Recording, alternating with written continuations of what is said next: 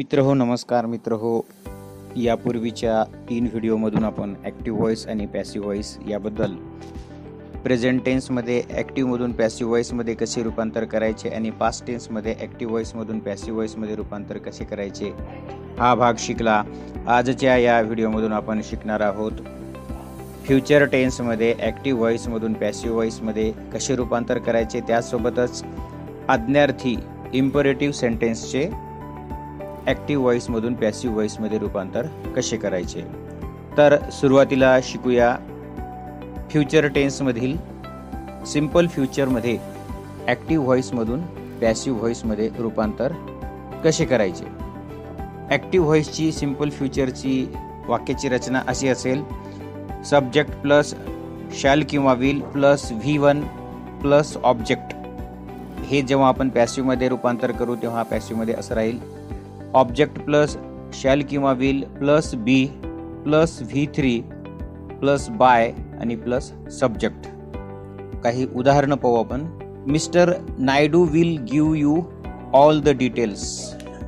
हे ॲक्टिव्हचं वाक्य आहे, तर त्याचं आपण पॅसिव्ह व्हॉईसमध्ये 2 प्रकारे रूपांतर करू शकतो, कारण यामध्ये 2 ऑब्जेक्ट आहेत, यू आणि ऑल द डिटेल्स. एक डायरेक्ट ऑब्जेक्ट आहे आणि एक इनडायरेक्ट ऑब्जेक्ट. तर सुरुवातीला आपण डायरेक्ट ऑब्जेक्ट घेऊ, ऑल द डिटेल्स.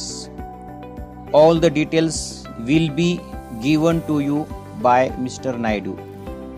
हा एक प्रकार. आणि दुसऱ्या प्रकारात you will be given all the details by mister Naidu. हे दुसऱ्या प्रकारात झालं. यानंतर दुसरं एक उदाहरण: children will enjoy this movie. ह्याचं पॅसिव्ह व्हॉईस असं होईल: this movie will be enjoyed by children. किंवा आणखी एक उदाहरण पाहू आपण. He will write a letter. A letter will be written by him. Someone will deliver the goods at my house. याचं पॅसिव्ह व्हॉईस असं होईल: the goods at my house will be delivered by someone. मित्र, अशा प्रकारे simple फ्युचरमध्ये आपण ॲक्टिव्हचं passive व्हॉईसमध्ये रूपांतर करू शकतो. यानंतर हे लक्षात असू द्या की फ्युचर कंटिन्युअस टेन्सचे ॲक्टिव्ह व्हॉईसमधून पॅसिव्ह व्हॉईसमध्ये रूपांतर करता येत नाही. त्यानंतर पुढचा काळ आहे फ्युचर परफेक्ट टेन्स, पूर्ण भविष्यकाळ. त्याचे ॲक्टिव्ह व्हॉईसमधून पॅसिव्ह व्हॉईसमध्ये रूपांतर कसे करायचे. तर फ्युचर परफेक्टचे ॲक्टिव्हचे सूत्र आहे subject plus shall will have plus V3 plus O. त्याचे पॅसिव्ह व्हॉईसमध्ये रूपांतर केल्यावर सूत्र असं असेल: object plus shall will have plus been plus V3 plus by plus subject. आता ह्याचं आपण एक उदाहरण पाहू. They will have finished the breakfast. ह्याचं पॅसिव्ह व्हॉईसमध्ये असं होईल: the breakfast will have been finished by them. Subject ऑब्जेक्टच्या जागी आणि ऑब्जेक्ट सब्जेक्टच्या जागी घेऊन आपण त्याचं पॅसिव्ह व्हॉईसमध्ये रूपांतर करू शकतो. दुसरं एक उदाहरण: farmers will have reaped the crops. The crops will have been reaped by the farmers. किंवा आणखी एक उदाहरण: they will have served the dinner. The dinner will have been served by them. किंवा आणखी एक उदाहरण पाहू आपण: you will have signed all the letters. त्याचं पॅसिव्ह व्हॉईसमध्ये all the letters will have been signed by you. आणखी एक उदाहरण पाहू आपण: we shall have withdrawn money from the bank. Passive voice असं होईल: money from the bank will have been withdrawn by us. यानंतरचा काळ आहे फ्युचर परफेक्ट कंटिन्युअस टेन्स. मित्रांनो, लक्षात असू द्या की फ्युचर परफेक्ट कंटिन्युअस टेन्सचे ॲक्टिव्ह व्हॉईसमधून पॅसिव्ह व्हॉईसमध्ये रूपांतर करता येत नाही. मित्र, यानंतर आपण मोडल ऑक्झिलरीज वाक्यात आल्यानंतर अशा वाक्याचे पॅसिव्ह व्हॉईसमध्ये रूपांतर कसे करायचे हा भाग शिकू. मोडल ऑक्झिलरीमध्ये कॅन, कुड, मे, माईट, शूड, वूड, ऑट टू, मस्ट इत्यादी ऑक्झिलरीज असतात. तर हे जेव्हा वाक्यात येतात तेव्हा त्या वाक्याचं पॅसिव्हमध्ये रूपांतर कसं करायचं. वाक्यात जेव्हा मोडल ऑक्झिलरीज वापरलेले असतील अशा वाक्याचे पॅसिव्ह व्हॉईसमध्ये रूपांतर करताना त्या वाक्यातील मॉडल ऑक्झिलरी नंतर बी वापरून क्रियापदाचे तिसरे रूप तसेच कर्ता कर्माची अदलाबदल करून आपणास त्या वाक्याचे पॅसिव्ह वॉइसमध्ये रूपांतर करता येते, किंवा खालील सूत्रानुसार त्या वाक्याची रचना करून आपण त्या वाक्याचे पॅसिव्ह वॉइसमध्ये रूपांतर करू शकतो. मॉडल ऑक्झिलरी वाक्यात आले असतील तर त्याचे पॅसिव्ह वॉइसमध्ये रूपांतर करताना या सूत्राचा वापर करावा.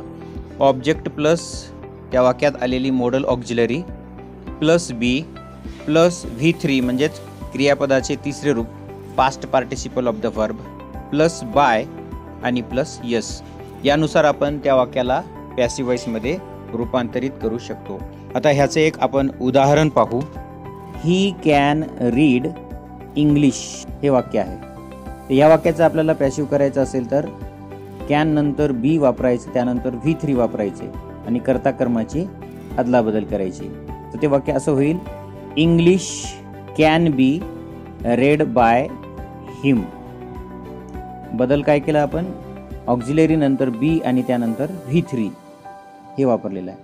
अजून एखादं उदाहरण पाहू आपण. Ram should complete the work हे वाक्य आहे. तर ह्या वाक्यात शूड नंतर बी आणि V3 वापरायचं ॲक्टिव्हचं पॅसिव्ह करताना. तर ते पॅसिव्ह असं होईल, the work should be completed by Ram. यानंतर आणखी एक उदाहरण पाहू आपण. You must follow the orders. यामध्ये ऑक्झिलरी मस्ट आहे. असं होईल, the orders must be followed by you. कोणतंही ऑक्झिलरी जेव्हा वाक्यामध्ये येईल मॉडल ऑक्झिलरी, तर तेव्हा हाच फॉर्म्युला वापरायचा आहे की त्या ऑक्झिलरी नंतर बी वापरून क्रियापदाचं तिसरं रूप किंवा पास्ट पार्टिसिपल करायचे आणि कर्ता कर्माची अदलाबदल करायची.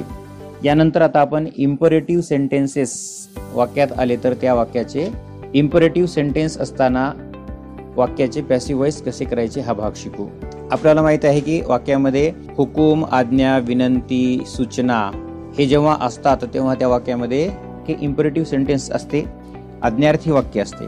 तर अशा आज्ञार्थी वाक्याचे पॅसिव्ह वॉइसमध्ये रूपांतर करताना हा फॉर्म्युला लक्षात ठेवायचा आहे. वाक्याची सुरुवात लेटने होईल. Late plus object plus be plus V3. Bye नंतर कर्ता घेण्याची आवश्यकता नाही, कारण याच्यामध्ये कर्ता नसतो. हे फक्त व्हर्ब आणि ऑब्जेक्ट एवढंच असतं ॲक्टिव्हमध्ये, आणि पॅसिव्हमध्ये आता सांगितल्यानुसार बदल करायचा असतो. आता उदाहरणार्थ एक उदाहरण पाहू आपण. स्विच ऑफ द लाईट हे वाक्य जेव्हा आपण पॅसिव्हमध्ये रूपांतरित करू तेव्हा असं होईल, let the light B switched off. यानंतर आणखी एक उदाहरण आपण पाहू.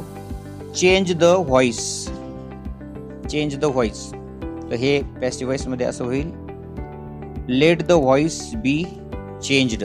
त्यानंतर आणखी एक उदाहरण घेऊ आपण. Solve the example. Solve the example या वाक्यात सॉल्व हे क्रियापद आहे आणि द एक्झाम्पल हे कर्म आहे. तर ह्याचं पॅसिव्ह वॉइस असं होईल, let the example B solved. कधी कधी वाक्यामध्ये विनंती असते, तर अशा वेळी आपण त्या वाक्याचे पॅसिव्ह वॉइस करताना त्या वाक्याची सुरुवात यू आर रिक्वेस्टेड अशी करून नंतर टू आणि नंतर दिलेलं वाक्य जसंच्या तसं लिहायचं आणि त्यातील प्लीज वगैरे हे काढून टाकायचे. आता उदाहरणार्थ, प्लीज ड्रिंक द मिल्क हे वाक्य आहे. तर ह्या वाक्याचं पॅसिव्ह वॉइस कसं होईल, you are requested to drink the milk. You आरने वाक्याची सुरुवात, त्यामध्ये विनंती आहे म्हणून रिक्वेस्टेड, त्यानंतर टू आणि दिलेलं वाक्य जसंच्या तसं त्यातल्या प्लीज आपण वगळला, कारण रिक्वेस्टेड घेतल्यामुळे प्लीजची आवश्यकता नाही. किंवा आणखी एक उदाहरण पाहू आपण. Don't feed the animals. जेव्हा आज्ञार्थी वाक्य डोंटने सुरू होते तेव्हा अशा वाक्याचे पॅसिव्ह वॉइस करताना वाक्यामध्ये शुड नॉटचा वापर करायचा. डोंट फीड द ॲनिमल्स याचा आपण पॅसिव्ह वॉइस असं करू, the animals should not be fed. The animals should not be fed. आता इथं नॉट घेतलंय, डू निघून जाईल शुडच्या नंतर नॉट, कारण हा सजेशन होता, सल्ला होता किंवा ॲडवाईस होता, म्हणून आपण यामध्ये शुड नॉटचा वापर केलेला आहे. मित्र हो, अशा प्रकारे आज आपण फ्युचर टेन्स मध्ये ॲक्टिव्हचे पॅसिव्ह वॉइसमध्ये रूपांतर तसेच इम्परेटिव्ह सेंटेन्सचे ॲक्टिव्हमधून पॅसिव्हमध्ये रूपांतर कसे करायचे हा भाग शिकला. यानंतरच्या व्हिडिओमध्ये पुन्हा भेटूया एका नवीन टॉपिकसह. ग्रामरचे नवनवीन अपडेट्स मिळवण्यासाठी चॅनल सबस्क्राईब करायला विसरू नका. धन्यवाद.